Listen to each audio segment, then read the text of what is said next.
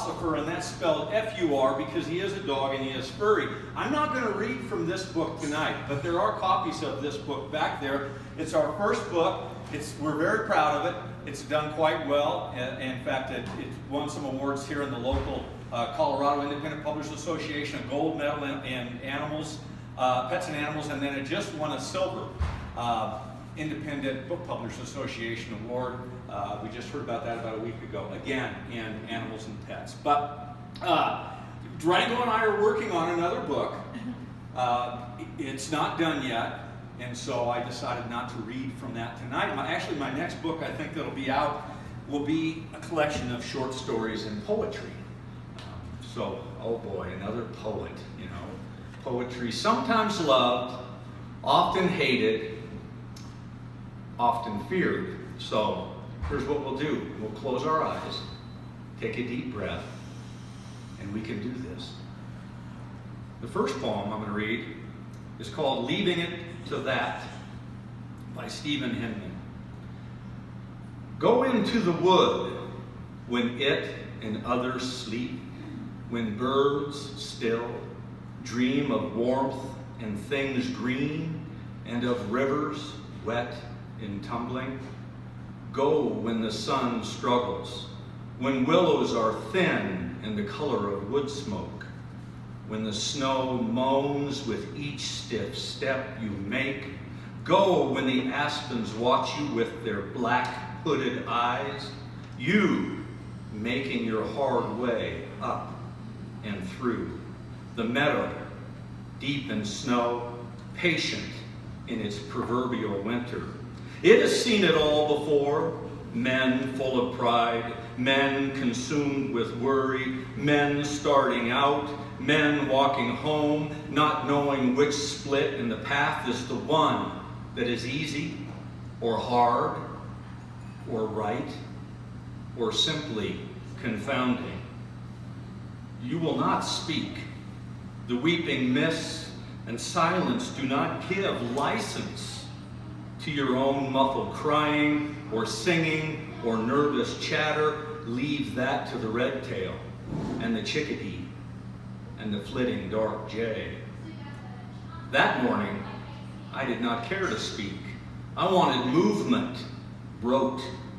I recognized elemental things, the swinging of old legs, the creak of my hoard walking stick stabbing the milky crust, eyes watching for easier footing, ear tips stinging, the clammy sweat on my round back, my breath, suddenly known by its tendrils wrapping my serious stubbled cheeks in the swirling mists of my own making. I knew what was following me. No matter. It would wait. Or it would not. When the meadow narrowed and before it widened again, I sat alone in the waist of the white hourglass. My serendipitous wooden perch had fallen years before. It was yet round, but it was blue and gray from age and weather and the stain of pine beetles who had lived and worked there. I followed the frantic traces and lines of the insects, moved by creation and design and pheromones and our foolishness. I knew their angst and their anger and their desperation and their brief joy. There was no breeze stirring the snow, no savior to stir me out of my solitary reflections. The path came to my repose and it left. I looked out the way not yet traveled, to where the snow was untracked and unblemished, but for pale pewter blades of grass who escaped the cold white shroud. They were bent and stiff with horror. No object, still too long, escaped the frosty deposition. How long had it taken the frosted, faceted, frozen fingers to grow? The physics were beyond watching. Spring begins at the edges and spreads to the middle. Winter and horror and a man's old age begin at the core and proclaim even the edges. The snow winked at me and laughed. I strained to see the blinking comedienne, but she was too quick for my caged eyes. I was left with the silence and diamonds dancing across the snow. Time passed.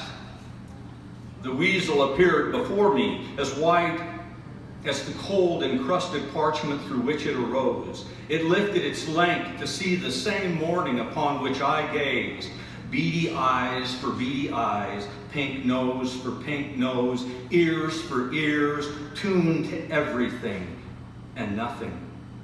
Curled fingers raised in salutation, or to stroke our simple chins, then it was gone. His return under the snow was the signal for my own arising. Mine was the less ephemeral. I would exchange willows for wood smoke, frost for a fur throw, beetles for bacon sizzling in my skillet, water vapor for whiskey.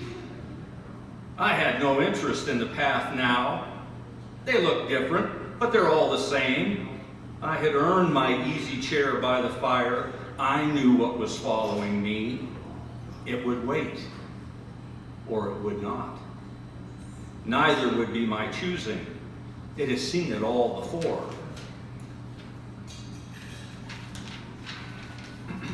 Men full of pride, men consumed with worry and lust, men in their desperate counting rooms, men starting out, men hanging by threads, men walking home. I did not speak. The weeping mists and silence did not give me license, nor was the weasel's blanketed ghost eager for my muffled crying, for my singing of hymns, to hear my nervous chatter. I will leave all of that to the red tail. I will leave that to the chickadees and the flitting dark jay. I will leave that to the wandering wind. I will leave that to the congealed river that speaks too softly. I will leave winter's business to winter. I will sit by my fire. I will sit in my soft old chair. I will twirl the long frayed armrest threads around and around. They have no choice. I will close my eyes and drift away. I will let my mouth fall open. I will leave my bent fingers to slip from their familiar rest. I will let out one breath. I will let one breath steal away and one eyelid flutter. Yes, I will leave it all to that. Just read that one.